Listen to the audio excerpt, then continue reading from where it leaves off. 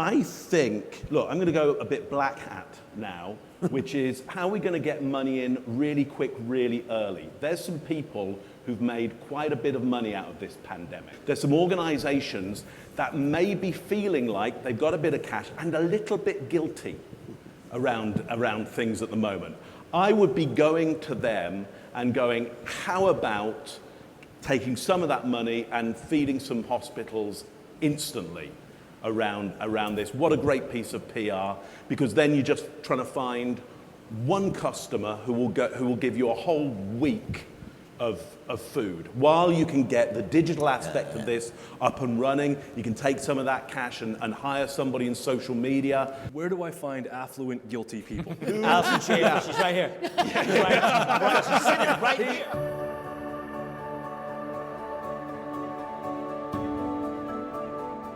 So No Small Feast, Mike and I, we met, actually, we started at the same restaurant on the same day. It would have been about 14 years ago.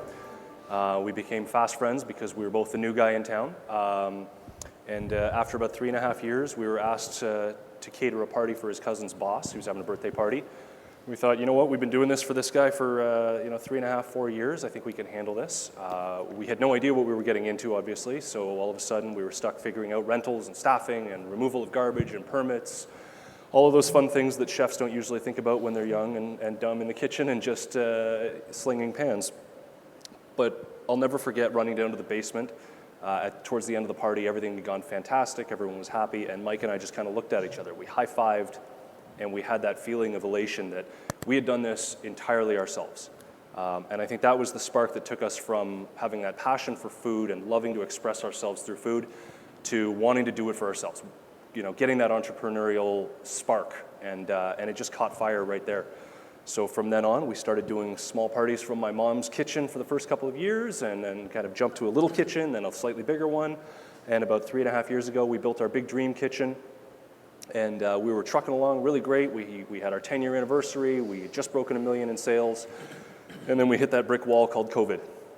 Now no one's allowed to have parties of more than 10 people in their homes. So our pivot, our idea has been going to a frozen food model, hopefully on a subscription basis. That kind of came out of Mike and I. We're parents. We've got 2 young kids at home. Both of our wives are working full-time still, thank God.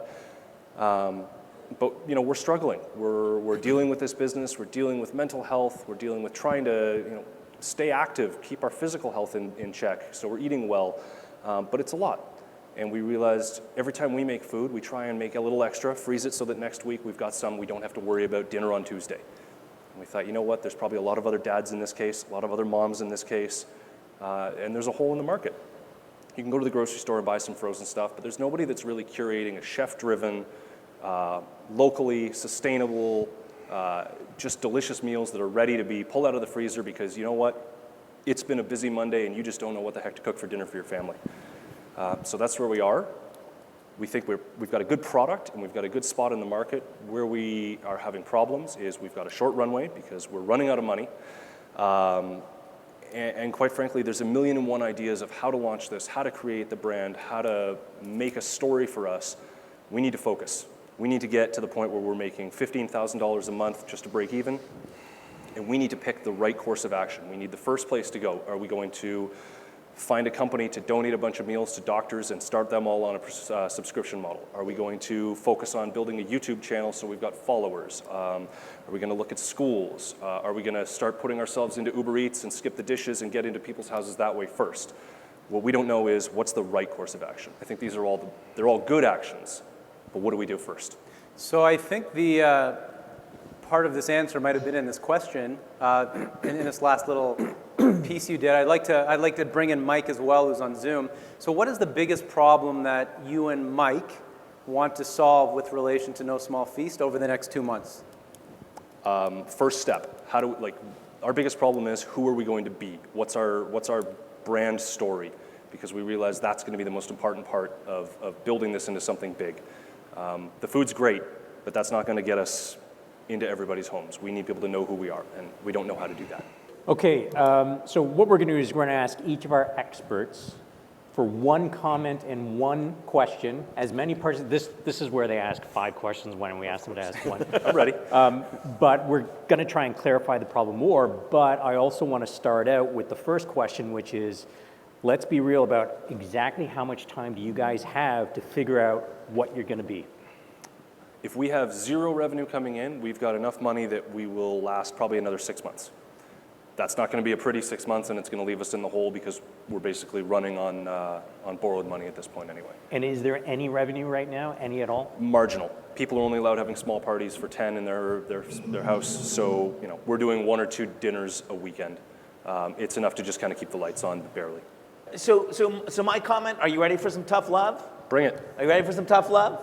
Okay, we encounter this with clients all the time. What you said, Matt, was no one is doing this. Everybody's doing this. Don't get wrapped up in your own stuff. Do you know how many options we have at home for meals right now? Ethically sourced, organic, sustainable, from chefs. Every night there's a different food option on our table that have been sourced from somewhere. So I don't think you're the only one doing it. So that's the first thing you need to understand. And that's okay. That you can go to build a better mousetrap. But in the communication of that is where you can really cut through because everybody is following the same script. So you can be bold in your communication, which helps separate you from everybody who's doing a very similar thing. So my question for you is, going the B2C route, the business to consumer route via one of the food delivery apps or all of the food delivery apps, is one business model and one operational model, which is very quick turnaround, you make it, you send it out, right? The other one of selling to families is less urgent. What are you best set up for now? Mass cooking with distribution or responding to emails from a food delivery app? I would think probably best set up for the mass production. We're used to doing caterings of 2,000 or 3,000 people where we're preparing everything a day or 2 in advance, storing it, and then transporting it to somewhere. So that's our wheelhouse. Right. So by looking at the option of going B2C directly, there are going to be some pretty vast operational changes you're going to have to make to do that, which will redefine your jobs and margins and everything else. Are you willing to make that commitment to do that if that's the right thing to do? Willing to do anything right now. Yeah, okay, great. Yeah. That's it from me for now. Mark? Yeah, so we met earlier because I was in the wrong part of Toronto, which is usual for me because I'm dyslexic and I always usually end up in the wrong place early on. And so we had a little bit of a chat and you showed me around what you got there and you showed me the freezer thing and what you were trying to do. And I instantly got worried because I thought, oh wow, they've got to find lots of customers and then they've got to bring all this stuff to lots of people. That's lots of people doing transactions. And it just, I felt really ill at that point, just like, I don't want that business, that's terrible. And then I thought to myself, and I said to you, you got any hospitals nearby? Because what I want for you is that one person buys all of this, all of this. And they buy it for multiple reasons. They don't buy it just because somebody needs feeding. They buy it because it's a piece of content that has other value and somebody would sponsor this. So I think if it were me, I would be rethinking who I think my customer is and what I actually think the product is. So I gave you this idea, which is I said, you've got to get somebody to sponsor this stuff and send it to frontline workers. They don't pay for it. Somebody buys the whole bit, and then part of your business is then to get them on social media so that that moment of giving becomes the product. This is just, your food is just an avenue for something else. So my question is, have you already gone down this route? Have you thought about that and then gone, that isn't going to work for us, so we don't kind of go down that line for you? In a way, yes. We had thought about hospitals, schools, condo complexes. There's a lot of places downtown where there's 5 or 6 condos and 10,000 people living within a square kilometer. We had thought about approaching them. The one piece we hadn't thought was the sponsorship, which I think is brilliant. Yeah, because if you sponsor it, it doesn't matter whether they take it or not. Exactly. It doesn't, I mean, it's a waste, yeah, but they'll take it because it's going to be a great product. They're going to love the idea and that gift. But ultimately, there was one buyer. That's brilliant. Well, you could extend that out to Canadians, right? So that you get a little bit of high volume transactions with one delivery. Yeah. Hey, Canadians, buy a meal for a frontline worker. We're delivering 1,000 of them tomorrow. Yeah. So you get, what's that? Yeah, here's our target tomorrow, Hospital X. Yep. You know. Who's in? Go fund Hospital X for everybody to be fed. Yep. Oh, I love Brilliant. that idea. I love that. This is paid off already. Mark and I will take reoccurring subscription on that idea. You're on. Anyway, that was a little bit tactical and maybe a bit previous. But as you saw this morning, I'm always in the wrong place at the wrong time. Scott, what question do you have for our business owners? So your business was successful prior to this COVID thing. Yep. When I'm looking for a caterer, or my wife is looking for a caterer, there are dozens, Hundreds.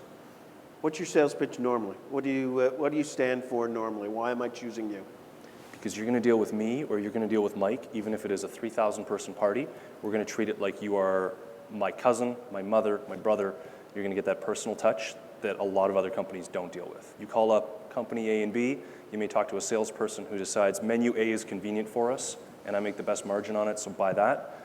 I'm going to talk with you. I'm going to become your best friend. I still talk to the brides and grooms from weddings we did 4 years ago, because we build that personal touch. And on top of that, our food's fantastic. Ron gave you the tough love, and everybody is doing this. It's a very competitive space. But what you're starting to identify, and you already mentioned it earlier, is what is your brand and what do you stand for, and why would I come to you? And I love the idea of we stand for supporting the front lines, buy a meal for a frontline worker, which is a brilliant idea. Do that and you will stand for something. But before you do that, you're going to need to identify your brand and have a real brand story. Mm-hmm. Now, one of the things that you mentioned was your partners are still employed, but you also mentioned you're trying to take care of your mental health, your physical health. It's almost like you're kind of your own target market. Right? Exactly. So I want Allison, I want to hear Allison's question to dive more into that side of the work-life balance. That was, my question is that what do we need to know about your family limitations or your time limitations that we need to honor and respect so that you're happy as you transfer into this, this next iteration of your business? Well, yeah, I mean, that's first and foremost. I mean, I love this business like a child, but it is my third favorite child, right? And at the end of the day, I'll let it drop if I need to get to my kids at school, or if I need to get home and my wife's having a breakdown because she's had a crazy busy day. I mean, her work has just gotten more stressful. So that's, and I think Mike would echo that too. We're both feeling like we're shouldering the burden of making sure everything is copacetic at home, and at the same time trying to find an hour here, an hour there to do something for the business. Like I said at the start, we've got, 8, 9, 10 different things we think are going to be key elements of being successful in this. What we're looking for is almost just the guidance in what order should we do these. And what I'm getting so far is it's going to be about the brand story. We've got to develop a persona for the brand. But then what's the next jumping off point? Do we pour all of our efforts into advertising? Do we try and get somebody to buy meals for frontline workers? Do we approach condo boards? Any other creative things? Off the top of my head, I can't think of them, but you know what I mean? We just want a clear and concise path, even if we end up doing all of these things. What's the correct order? Because we don't have the time to do them in the wrong order and try again. And then you add into the fact that Mike and I have to be home at 4:30 or 5 o'clock to make dinner for the family. So we'd love to be able to pull one of our own products out of the freezer and not worry about it, right? Yeah, if this doesn't work out, at least we'll have food at home. Yeah. Okay, so now that we've identified and clarified the problem quite well at this point, let's move on to some of the solutions from our experts. And I want to go first to Ron because you kind of sparked that idea that I think they're already latching on to. So let's start with that based on what they've just said, and that they really want direction on what is the procedure, what do they need to do to execute this vision? Well, the first thing is I think you need to be bold in your communications, as I said earlier. And I think a great place to start is your name. No Small Feast. That kind of went away very quickly, right? Yeah. To the point that it's like nothing but small feasts now. Yeah. is Now what it's the no new comma, name. small feast. Yeah, exactly, right? So let's start there, and how can we change the name in a playful way to indicate what you're dealing with right now and what you're doing. So even if it stays as No Small Feast, you know, I wrote a line that your kind of brand belief is that no one should be so busy that they can't eat a great meal. I love it. And so if you're a frontline worker, you should still get a great, and given the support that people have for that, you know that going to Canadians for their financial support is something that can happen. So you need a creative platform that wraps up everything, which is the ask. Then you're going to need some e-commerce capabilities of being able to buy that. Now that's perhaps where one of the food delivery apps can come in and can help facilitate those transactions for you. Mm-hmm. So creative platform, e-commerce background, distribution into the places, into wherever you're going to deliver the food, and then some sort of promotion to drive the people putting their money in. So I would probably go local, local, local. So if you do targeting within a specific social media platform to people in a specific area within the city or within the country, so that you can not just say, buy a meal for a frontline worker, but you're buying a meal for a frontline worker at St. Michael's Hospital. Yeah. And you go into the 5 kilometers surrounding that, and you use the old thermometer, right? We need to get to 1,000 meals, we're at 800. We only need 200 more. So that way you can localize your advertising and drive action with the community. And that way you can also have 2 to 3 going at the same time. That's where I would start. I like it. And we could even just do a live stream of when we're dropping these things off and see the great people. 100%. Yeah. There's a PR angle here which is great, which is you ending up on the news saying, this is what we're doing, we're feeding our frontline workers. The one thing that news organizations are desperate for, and Scott probably has a better insight to this than I would, but they're really desperate for feel-good stories at a time which has very few. So getting ink and getting press, I think, would not be difficult for this initiative. And don't be afraid to put yourselves out front. You told me that what your unique selling proposition is the 2 of you. So it's got to be the 2 of you delivering those meals. I love the subscription model where I'm going to get a meal from you every Monday, and I'm going to sign up for an extra $10 so that every Monday you're delivering a meal to a different hospital. Oh, that's great. A different I like that. frontline worker. Yeah, I love it. And make sure that there's video of that every single Monday, and it goes out on all your social media feeds, and you have somebody helping you with PR to get it to the news stations. I think I thought, honestly, when I read this case study, this was going to be our toughest one, but you got some really smart people over there that come up with some great ideas, and I think there's a road to this. All right. You know, one of the things I want to transfer from software is that you put out a beta, you learn a lot about your product, and you modify it based on feedback. You already have thousands of satisfied customers. Why don't you pilot this new program, say, send out an email to them. You can also support frontline. We're facing challenges just like a lot of businesses. And while you get everything lined up, getting the PR and figuring out exactly what you're going to do, you can start now because you have no revenue right now. So this will get you some revenue, and hopefully this can kickstart it, and you could learn from your existing customers what they like and what they don't like. Mark, what are your thoughts? Yeah, lovely. So I'm going to pick up on something you said really, really early on, which is that feeling that you both felt when you thought, we did that. And this was no small feast, and we did that. And what if you could feed a whole hospital and everybody would go, we did that? Because I think what you got here is the opportunity to take fantastic food to your friends on the front line and know that we did that. And what a great feeling that would be.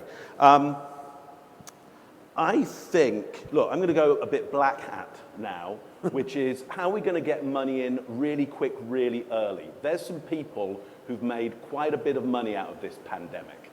Okay, they've done quite well. The markets went down 33%, but they bounced right back up again and more. There's some organizations that may be feeling like they've got a bit of cash and a little bit guilty around things at the moment. I would be going to them and going, how about taking some of that money and feeding some hospitals instantly around this? What a great piece of PR, because then you're just trying to find one customer who will give you a whole week of food. While you can get the digital aspect of this up and running, you can take some of that cash and hire somebody in social media, so they're running all of that for you. But I'd be going and finding some affluent, relatively guilty people to give you a big wedge of money right up front around this. Where do I find affluent, guilty people? Alison Schaefer, she's right here. Right here. He nodded his head and then put it down in shame afterwards, just so you know. Well, look, my guess is that you have clients and customers who you worked with before, and they've got to be your first step. So are they them, or who do they know who are them?